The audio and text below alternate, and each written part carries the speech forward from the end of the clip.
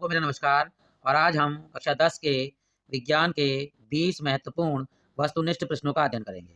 तो चलिए शुरू करते हैं। पहला प्रश्न, किसी अवतल दर्पण की फोकस दूरी 15 सेंटीमीटर है तो उसकी वक्रता त्रिज्या होगी 15 सेंटीमीटर, 30 सेंटीमीटर, 45 सेंटीमीटर या 60 सेंटीमीटर।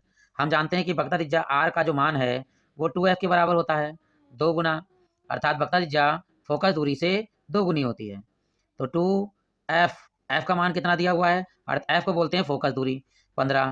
तो यहाँ लगा देंगे हम 15, 15 दूनी 30, और वक्रता त्रिज्या हो गई आपकी कितनी, 30 सेंटीमीटर। तो ऑप्शन नंबर कौन सही है? ऑप्शन नंबर बी सही है, 30 सेंटीमीटर। अब चलते हैं हम दूसरे प्रश्न की ओर। दूसरा प्रश्न है आपका, प्रिज्म से श्वेत प्रकाश की किरण के गुजरने पर सबसे अधिक विचलन होता है। अब सबसे अधिक विचलन किसमें होता है? लाल रंग में, पीले रंग में, हरा रंग में या बैंगनी रंग में। तो हम जानते हैं कि जब कोई श्वेत प्रकाश किरण प्रिज्म से गुजारी जाती है तो सबसे अधिक विचलन जो है वो बैंगनी रंग का होता है। तो सबसे कम विचलन किसका होता है? सबसे कम विचलन जो है वो लाल रंग का होता है। वैद्युत शक्ति का मात्रक होता है वोल्ट, वाट, एम्पियर या ओम। तो हम जानते हैं कि वैद्युत शक्ति को सामर्थ्य भी बोलते हैं, और सामर्थ्य का और वैद्युत शक्ति का जो मात्रक है वो है वाट। ऑप्शन नंबर बी बिल्कुल सही है। तो वोल्ट जो मात्रक है, वोल्ट मात्रक है आपका विभवांतर का, और एम्पियर जो मात्रक है वो आपका है विद्युत धारा का, ओम मात्रक है आपका प्रतिरोध का। लेकिन यहाँ वैद्युत शक्ति है अर्थात सामर्थ्य है, सामर्थ्य का मात्रक होता है वाट। अगले प्रश्न की ओर चलते हैं। एक गतिमान आवेश कण उत्पन्न करता है। गतिमान आवेश कण क्या उत्पन्न करता है? केवल चुंबकीय क्षेत्र, केवल विद्युत क्षेत्र, चुंबकीय और विद्युत क्षेत्र दोनों, इनमें से कोई नहीं।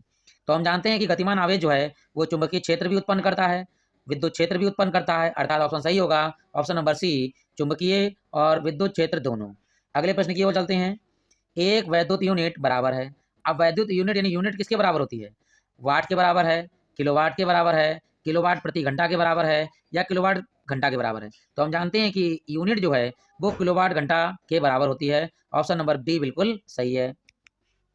छठा प्रश्न है, एक व्यक्ति दूर स्थित वस्तुओं को स्पष्ट रूप से देखने में असमर्थ है। कौन सी वस्तु देखने में? दूर की वस्तु देखने में असमर्थ है।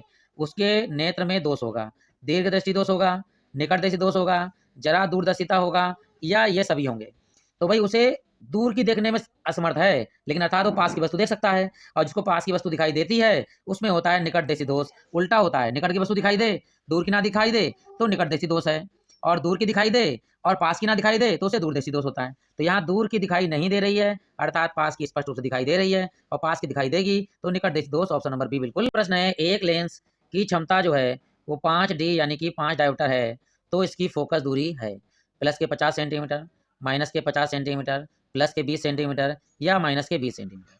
लेंस की क्षमता को हम नोट करते हैं पी से, यानी पी का जो मान दिया है वो 5 डायोप्टर दिया हुआ है, और हम जानते हैं कि फोकस दूरी एफ जो है अगर सेंटीमीटर में दे रखी है तो वो होती है 100/P, 100/P। और यहाँ P की वैल्यू कितनी दे रखी है आपको? 5, तो 100/5 लगा देंगे यहाँ पर हम। तो 5 से काटेंगे, 5 एकम 5 और 5 दूनी 10, और साथ में है आपका 0, तो ये आ गया आपका है बराबर 20 सेंटीमीटर। वो काय का है आपका? भाई पी भी प्लस की है ये मान लीजिए, तो फोकस दूरी भी आपकी प्लस की होगी। तो यहाँ ऑप्शन नंबर सी प्लस के 20 सेंटीमीटर बिल्कुल सही है। आठवां प्रश्न है, अम्ल तथा क्षारक की परस्पर क्रिया से लवण तथा जल बनता है, यह क्रिया है। ये क्रिया पूछ रहा है कौन सी है? भाई हम सब लोग जानते हैं कि जब अम्ल की क्रिया क्षार से होती है तो लवण और जल बनता है, लेकिन ये पूछ रहा है कि क्रिया कौन सी है। भाई जल अपघटन क्रिया है, संयोजन अभिक्रिया है, उदासीनीकरण अभिक्रिया है, या वैद्युत अपघटन है। हम जानते हैं जब अम्ल की क्षार की अभिक्रिया होती है तो उसे उदासीनीकरण अभिक्रिया कहते हैं। ऑप्शन नंबर सी बिल्कुल सही ऑप्शन है। 9वें प्रश्न की ओर चलते हैं। यहाँ एक क्वेश्चन दे रखी है, Zn प्लस के H2SO4 तीर लगा हुआ है यानी अभिक्रिया होगी। अब तो ZnSO4 और प्लस के H2 निकल गया तो अभिक्रिया है। इनमें से कौन सी अभिक्रिया है? संयोजन अभिक्रिया, विस्थापन अभिक्रिया, वियोजन अभिक्रिया, द्विविस्थापन अभिक्रिया। यहाँ हो क्या रहा है? यहाँ क्या जुड़ रहे हैं आपस में? नहीं जुड़ रहे हैं। अगर जुड़ रहे होते तो संयोजन अभिक्रिया होती, पहला ऑप्शन, लेकिन ये दोनों अभिक्रियाएं जुड़ नहीं रही हैं इसलिए संयोजन अभिक्रिया नहीं है। यहाँ क्या हो रहा है? Zn क्या कर रहा है? H2O को हटा देता है, और ZnH2O की जगह पर, वो H2 की जगह पर अपने आप लग जा रहा है ZnSO4, और H2 बिल्कुल बाहर निकल जा रहा है। अर्थात क्या हो रहा है? अधिक क्रियाशील तत्व कम क्रियाशील तत्व को हटाकर उसके स्थान पर स्वयं आ जाते हैं, उसे विस्थापन अभिक्रिया कहते हैं। ऑप्शन नंबर बी बिल्कुल सही है। और वियोजन अभिक्रिया क्या होती है? जब एक अभिक्रिया मतलब एक तत्व दो या दो से अधिक तत्वों में टूट जाता है तो उसे वियोजन अभिक्रिया कहते हैं। और द्विविस्थापन अभिक्रिया क्या होती है? जब दो तत्वों से अलग अलग एक तत्व निकलकर दूसरे स्थान पर और दूसरा तत्व निकलकर दूसरे पहले स्थान पर आ जाता है तो उसे द्विविस्थापन अभिक्रिया कहते हैं। परंतु यहाँ केवल एक ही तत्व अपने उस दूसरे को हटाकर उसकी जगह पर खुद बैठ जाता है तो इसे विस्थापन अभिक्रिया कहते हैं। ऑप्शन नंबर बी बिल्कुल सही है। अगले प्रश्न की ओर चलते हैं। 10वां प्रश्न है, 1 विलयन का पीएच जो मान है वो 5 है। यह विलयन होगा, अम्लीय विलयन होगा, क्षारकीय विलयन होगा, उदासीन होगा या इनमें से कोई नहीं होगा। बीच का जो मान होता है वो 7 होता है। अगर 7 से कम मान है तो वह विलयन अम्लीय होगा, 7 से अधिक मान है तो वह क्षारकीय होगा, और अगर 7 मान है तो वह विलयन उदासीन होगा। तो यहाँ 7 से कम है, ज़्यादा है, यहाँ मान 7 से कम यानी 5 का मान जो है वो 7 से कम होता है, तो विलयन कौन सा होगा आपका? अम्लीय होगा। ऑप्शन नंबर 1 बिल्कुल यानी ए बिल्कुल सही है। अगर 7 से ज़्यादा होता है यानी 8, 9, 10 तो क्षारकीय हो जाता, और 7 होता तो उदासीन। अगला प्रश्न है, एंटीमनी जो है वो क्या है? वो धातु है, अधातु है, मिश्र धातु है या उपधातु है? और हम सभी लोग जानते हैं कि एंटीमनी जो है वो एक उपधातु है। ऑप्शन नंबर डी बिल्कुल सही है। अगले प्रश्न की ओर बढ़ते हैं। एल्काइन का सामान्य सूत्र कौन सा है? अब यहाँ आपको 4 सूत्र दिए हैं, ए बी सी डी। इसमें बताना है आपको एल्काइन का जो फार्मूला है वो कौन सा है? CnH2n, या बी ऑप्शन है CnH2n+2, या सी ऑप्शन है CnH2n-2, या डी ऑप्शन है Cn+2 और H2n। तो हम सभी लोग जानते हैं यहाँ पे एल्काइन की बात हो रही है। एल्काइन का मतलब 3 बॉन्ड लगे हुए होते हैं, और 3 बॉन्ड का जो सूत्र होता है वो ऑप्शन नंबर सी बिल्कुल सही है। कौन सा? CnH2n-2। तो भाई एल्केन का कौन सा होता है? एल्केन का जो सूत्र है वो ऑप्शन नंबर बी है। इसमें एक बॉन्ड होता है सिंगल बॉन्ड CnH2n+2, और जो एल्काइन का होता है एल्कीन का होता है डबल बॉन्ड का, वो होता है CnH2n। इसमें होते हैं डबल बॉन्ड, ये होता है एल्कीन, और ये होता है एल्केन सिंगल बॉन्ड, और ये होता है एल्काइन, इसमें होते हैं ट्रिपल बॉन्ड कार्बन कार्बन के बीच में। तो यहाँ एल्काइन का सामान्य सूत्र पूछा है तो ऑप्शन नंबर सी बिल्कुल सही है, CnH2n-2। अगला प्रश्न है, कार्बन को वायु में जलाने पर कार्बन डाइऑक्साइड का बनना कौन सी अभिक्रिया है? भाई संयोजन अभिक्रिया है, विस्थापन अभिक्रिया है, द्विविस्थापन अभिक्रिया है, वियोजन अभिक्रिया है। भाई यहाँ क्या हो रहा है? कार्बन यानी कि सी, वायु यानी कि ऑक्सीजन O2 आपस में मिलकर कार्बन डाइऑक्साइड CO2 बनाते हैं। यानी कि कार्बन हो गया सी और वायु हो गया, ऑक्सीजन की उपस्थिति में जलाते हैं, ऑक्सीजन का सूत्र होता है O2, और कार्बन डाइऑक्साइड का जो फार्मूला होता है वो क्या होता है? CO2। तो क्या हो रहा है यहाँ पर?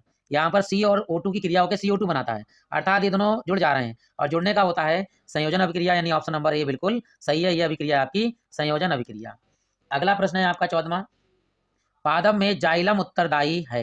भाई पादप में जाइलम क्या करता है? जाइलम का काम क्या है? जल का वहन करता है, भोजन का वहन करता है, अमीनो अम्ल का वहन करता है, या ऑक्सीजन का वहन करता है? तो हम सभी लोग जानते हैं जाइलम से याद रखिएगा जल, और जल का वहन करता है, यानी ऑप्शन नंबर ए बिल्कुल सही है कि जाइलम जो है वो जल का वहन करता है। एक होता है फ्लोएम, फ्लोएम क्या करता है? फ्लोएम का मतलब फूड से लेते हैं, फ्लोएम जो है वो भोजन का वहन करता है और खनिज लवण का वहन करता है। लेकिन यहाँ जाइलम की बात कही है तो यहाँ ऑप्शन नंबर होगा बिल्कुल ए सही, जाइलम जो उत्तरदायी होता है जल का वहन से। अगला प्रश्न है आपका, डीएनए कहाँ पाया जाता है? डीएनए पाया जाता है भाई केंद्रक द्रव में पाया जाता है, केंद्रिका द्रव में पाया जाता है, या केंद्रक में पाया जाता है, या कोशिका द्रव में पाया जाता है? तो हम सभी लोग जानते हैं जो डीएनए होता है वो कोशिका के द्रव में पाया जाता है, तो ऑप्शन नंबर डी बिल्कुल सही ऑप्शन है। 16वां है, निम्न में से कौन खाद्य श्रृंखला है? यानी यहाँ पहचाननी है कि खास श्रृंखला कौन सी है? घास गेहूं आम, घास बकरी मनुष्य, बकरी गाय हाथी, या घास बकरी बछली बकरी? अब ये देखते हैं, घास को क्या गेहूं खा सकता है? भाई नहीं खा सकता है, तो ऑप्शन नंबर ये तो बिल्कुल गलत हो गया। ठीक, घास को बकरी खा सकती है, बिल्कुल भाई घास को किसने खाया? बकरी ने।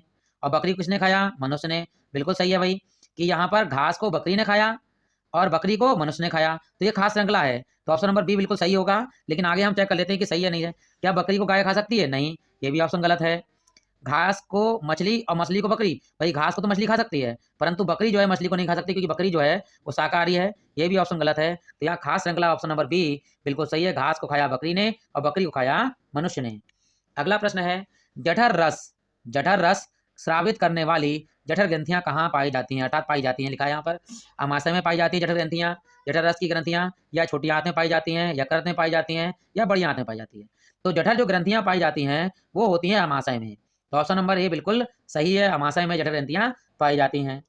अगला है, आवृत बीजी पौधों में नर जननांग होते हैं, नर जननांग की बात कर रहा है यहाँ पे, जायांग, उमंग, बीजांड या पराग नलिका। तो नर जननांग जो है इनमें से कौन सा है? तो नर जननांग है पुमंग, यानी ऑप्शन नंबर बी बिल्कुल सही है। अगला प्रश्न पहुंचते हैं। मेंडल के अनुसार मटर के शुद्ध पौधे का जो जीनोटाइप होता है वो क्या होता है? यहाँ शुद्ध लंबे की बात कर रहा है कि शुद्ध लंबे पौधे में जीनोटाइप होता है। अगर आपको मेरे वीडियो पसंद आते हों तो मेरे चैनल को सब्सक्राइब कीजिए, लाइक कीजिए और प्लेलिस्ट में जाकर आप ऐसे ही बहुत सारे प्रश्नों का अध्ययन कर सकते हैं। तो चलते हैं शुद्ध बौने पौधे, capital T capital T, capital T small T, small T small T या स्मॉल टी कैपिटल टी।